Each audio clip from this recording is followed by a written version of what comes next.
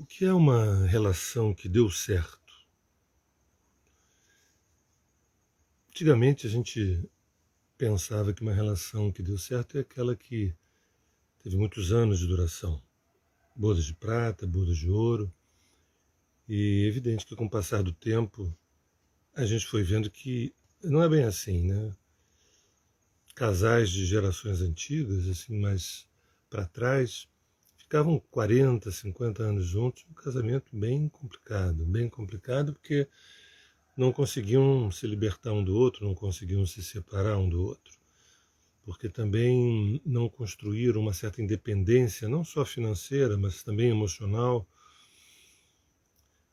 E aí foram ficando, e às vezes a gente incorre no erro de dizer que as relações do passado que eram boas porque duravam, hoje é tudo descartável.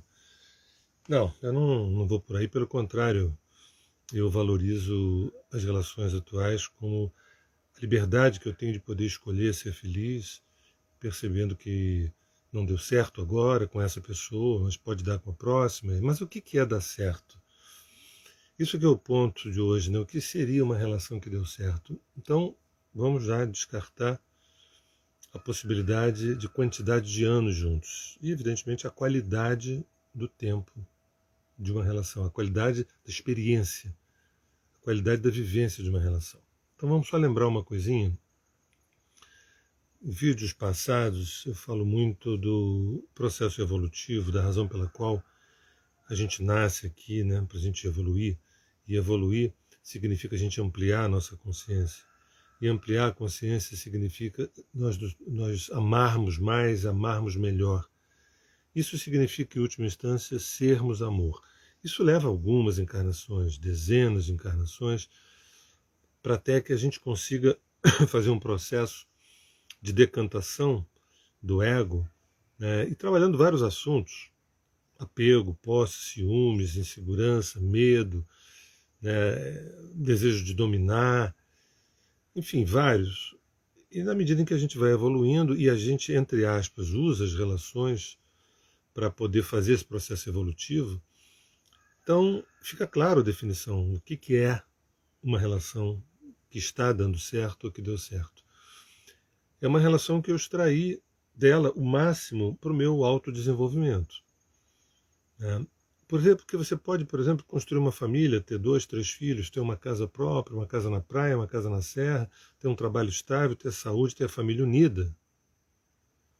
Mas você não saber com quem você mora de fato.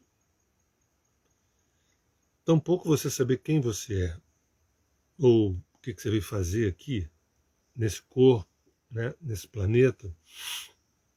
Mas a gente sabe que o protocolo de uma suposta felicidade é a gente ter essas coisas todas, né?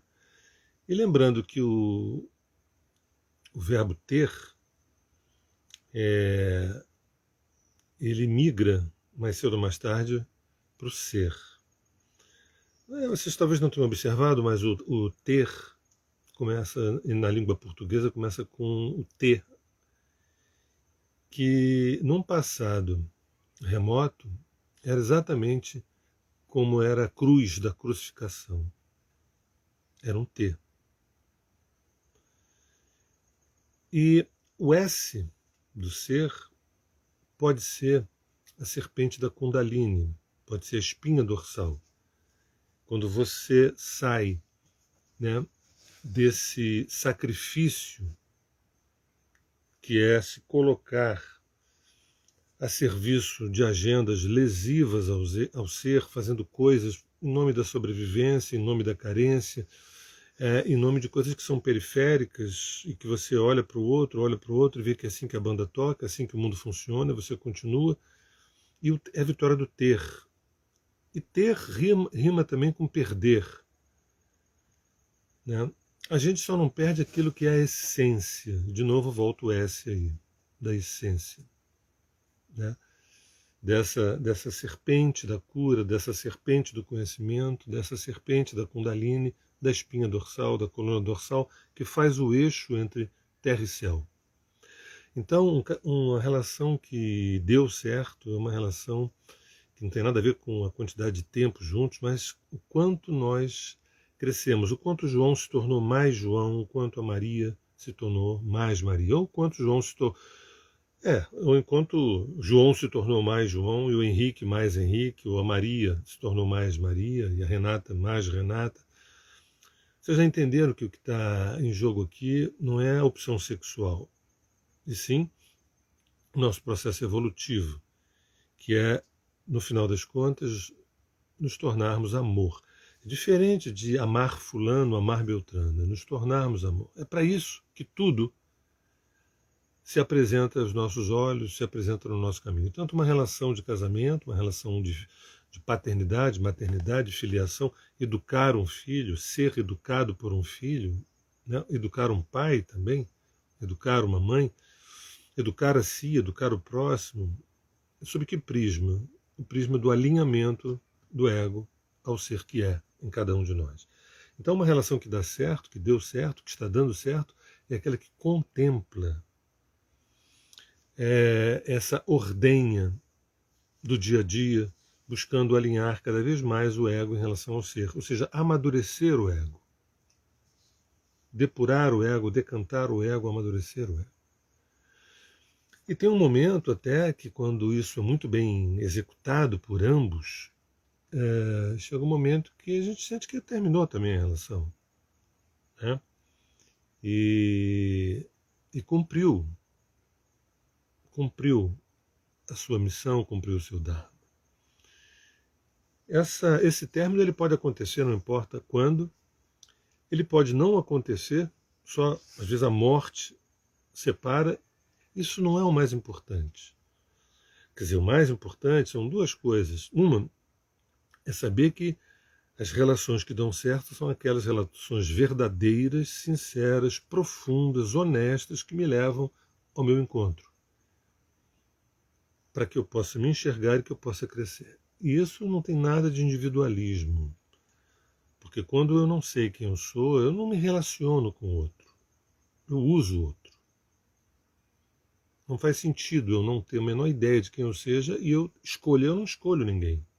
Essa escolha é uma imposição de um passado que mora em mim, e eu vou atraindo pessoas que, na verdade, são pessoas de um passado, até que eu consiga exorcizar essa trama. E esse exorcismo acontece quando eu estou num processo de autodepuração, de autoconhecimento. E as relações de intimidade é o desafio mais profundo que existe na nossa vida. Isso é um ponto. Um segundo ponto é quando eu sei o tempo do término das coisas. Isso é muito interessante porque não há possibilidade de apego, sabe?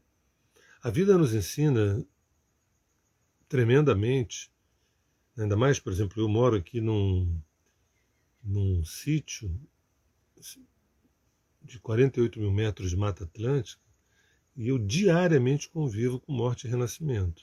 Diariamente. Desde um inseto, uma borboletinha, às vezes um roedor, e bichos maiores também, diariamente, né? Isso é uma escola absoluta. E, na verdade, para quem mora na cidade, para quem mora no asfalto, e para quem também tem uma atenção, tanto para os processos externos quanto internos, também percebe que dentro de si tem mortes diárias, mortes de posturas, mortes de comportamentos, de atitudes, né? E renascimentos, porque você precisa abrir espaço para que algo brote. Quando a gente vai fazer um canteiro de uma horta, você tem que limpar aquele canteiro para poder semear. Você não vai conseguir semear no meio do matagal. E muitas vezes o matagal são hábitos, são condicionamentos, são heranças de educações que caducaram, o prazo de validade venceu. Se a gente pudesse fazer a leitura do código de barra de determinados comportamentos emocionais, assim, olha, isso aqui, o prazo de validade já venceu. Você tem que se atualizar com você. Não é se atualizar na moda, não, é com você mesmo. Pasme, mas o medo que você diz que tem, você não tem mais. Você está usando isso como um álibi para você ter algum ganho secundário. Então, o segundo ponto é esse de a gente poder honrar as mortes.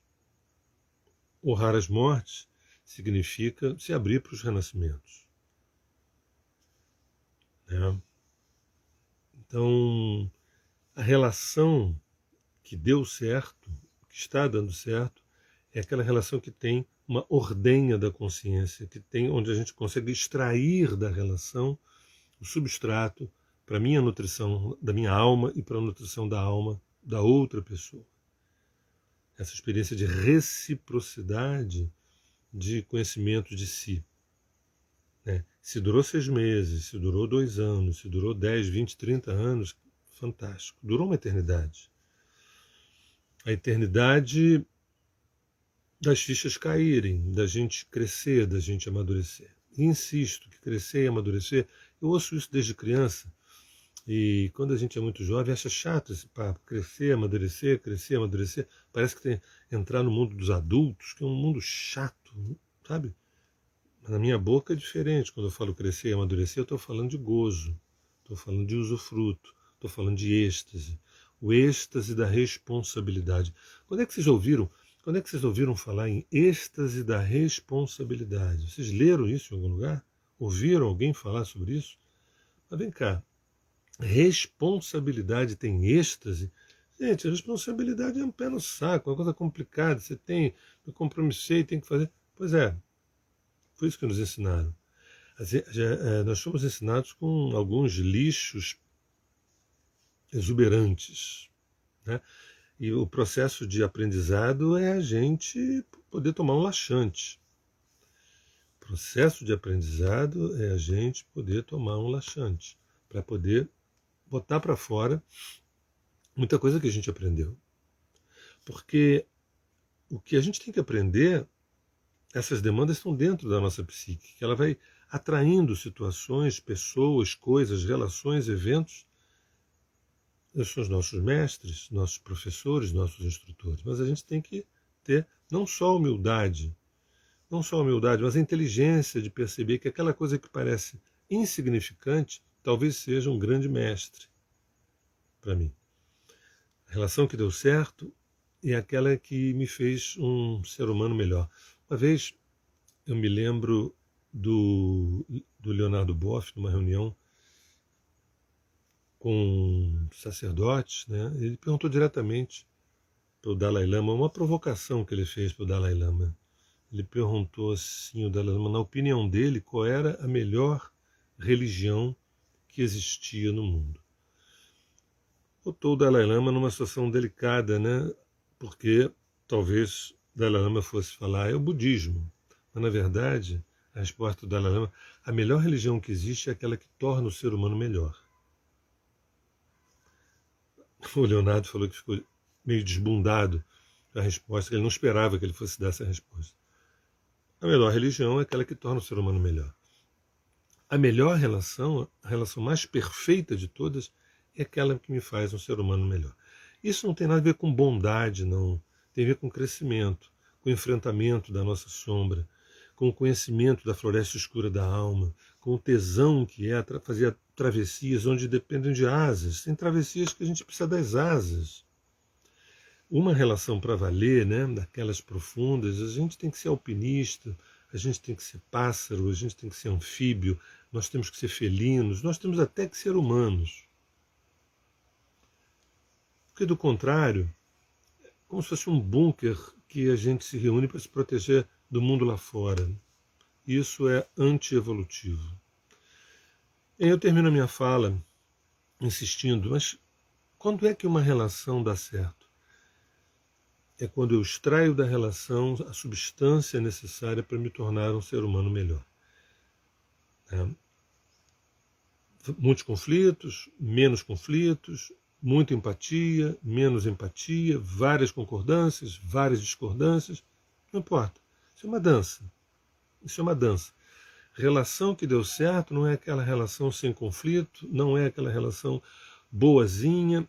Às vezes uma relação caliente, né, com altos decibéis, pode ser muito frutífera, muito potente. Tá? Não existe um formato para a relação, mas existe um dharma para a relação, que é você poder extrair desse vínculo, dessa relação de intimidade, substrato, substância, nutrição para a tua alma, para a tua psique. Porque na verdade foi isso que você veio fazer aqui. E tudo mais está a serviço disso. Tá bom? Meu nome é Sérgio Seixas, do Grupo Terra de Rudá, e em breve a gente volta. Forte abraço.